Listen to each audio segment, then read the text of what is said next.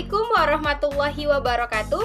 Salam sehat dan salam sejahtera untuk kita semua. Bersama kami dari kelompok 8 dari kelas BK 4A yang akan membawakan sebuah presentasi mengenai modal kerja serta jenis-jenis modal kerja pada mata kuliah manajemen keuangan yang diampu oleh Ibu Eva Maulina Simatupang SE MSI. Namun, ada pepatah mengatakan tak kenal maka tak sayang, maka dari itu izinkan kami untuk memperkenalkan diri terlebih dahulu. Perkenalkan, saya Pinkan Rahmadani dari kelas BK 4A NIM 2005-07-1001, mahasiswa jurusan akuntansi, prodi perbankan dan keuangan, Politeknik Negeri Medan. Dan kemudian rekan saya, halo semuanya, perkenalkan nama saya Anastasia Rifat Syadea, NIM 2005-071091 dari kelas BK 4A, jurusan akuntansi, prodi perbankan dan keuangan, Politeknik Negeri Medan. Demikianlah biodata diri kami, kita masuki ke topik pembahasan.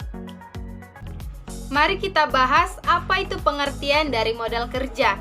Seperti yang kita ketahui, menurut Munawir pada tahun 2004, modal kerja adalah kelebihan nilai aktiva yang dimiliki perusahaan terhadap seluruh hutangnya. Jadi dapat dikatakan bahwasannya modal kerja ini sama dengan manajemen keuangan jangka pendek. Lalu, apa sih tujuan dari modal kerja?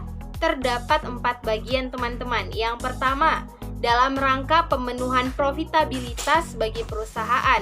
Yang kedua, adanya ketersediaan modal kerja. Ketiga, untuk pengoptimalan aktiva lancar dalam peningkatan penjualan dan profit. Kemudian yang keempat, sebagai proteksi bila krisis modal kerja melanda. Kemudian terdapat beberapa konsep nih dalam modal kerja. Yang pertama, konsep kuantitatif, di mana pada konsep ini keseluruhan dari jumlah aktiva lancar atau sering kita sebut modal kerja bruto dengan istilah gross working capital. Yang kedua, konsep kualitatif, yaitu kelebihan aktiva lancar di atas utang lancarnya. Modal kerja ini sering disebut modal kerja neto atau dengan istilah net working capital. Yang terakhir atau yang ketiga terdapat konsep fungsional yang mendasarkan pada fungsi dari dana dalam menghasilkan pendapatan atau income.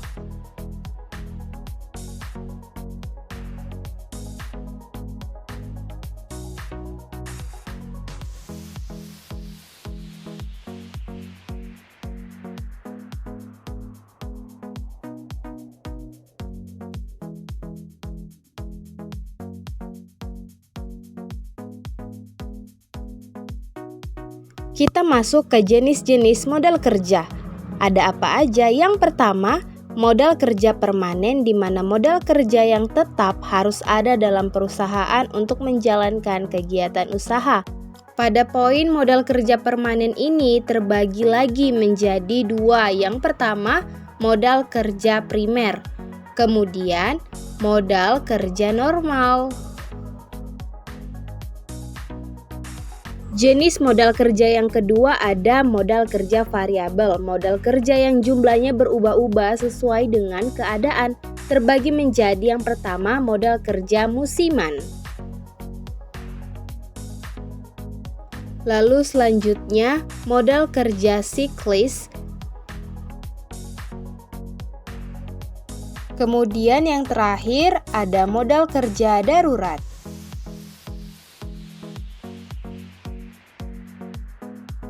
Perputaran modal kerja. Modal kerja selalu dalam keadaan operasi atau berputar dalam perusahaan selama perusahaan yang bersangkutan dalam keadaan usaha. Periode perputaran modal kerja atau working capital turnover periode dimulai dari saat di mana kas diinvestasikan dalam komponen-komponen modal kerja sampai saat di mana kembali lagi menjadi kas. Makin pendek periode tersebut berarti semakin cepat perputarannya atau makin tinggi tingkat perputarannya, turnover rate-nya. Berapa lama periode perputaran modal kerja adalah tergantung kepada beberapa lama periode perputaran dari masing-masing komponen dari modal kerja tersebut. Periode perputaran barang dagangan adalah lebih pendek daripada barang yang mengalami proses produksi. Periode perputaran modal kerja dapat digambarkan sebagai berikut. Yang pertama di situ ada penjualan tunai, yaitu kas untuk membeli persediaan dan persediaan dibeli dengan kas. Dan penjualan kredit, yaitu kas untuk membeli persediaan dan persediaan dibeli secara kredit, dan kita mendapatkan piutang lalu kita mendapatkan kas. Kebutuhan modal kerja. Besar kecilnya kebutuhan modal kerja terutama tergantung kepada dua faktor, yaitu 1. Periode perputaran atau periode terikatnya modal kerja, dan 2. Pengeluaran kas rata-rata setiap harinya. Dengan jumlah pengeluaran setiap harinya yang tetap, tetapi dengan makin lamanya periode perputarannya, maka jumlah modal kerja yang dibutuhkan adalah makin besar. Demikian pula halnya dengan periode perputaran yang tetap, dengan makin besarnya jumlah pengeluaran kas setiap harinya, kebutuhan modal kerja pun makin besar. Periode perputaran atau periode terikatnya modal kerja adalah keseluruhan atau jumlah dari periode-periode yang meliputi jangka waktu pembelian kredit beli, lama penyimpanan bahan mentah di gudang, lamanya proses produksi, lamanya jadi disimpan di gudang, dan jangka waktu penerimaan piutang. Sedangkan pengeluaran setiap harinya merupakan jumlah pengeluaran kas rata-rata setiap harinya untuk keperluan pembelian bahan mentah, bahan pembantu, pembayaran upah buruh, dan biaya-biaya lainnya. Apabila perusahaan hanya menjalankan usaha satu kali saja, maka kebutuhan modal kerja cukup sebesar modal kerja yang dikeluarkan selama periode perputaran saja.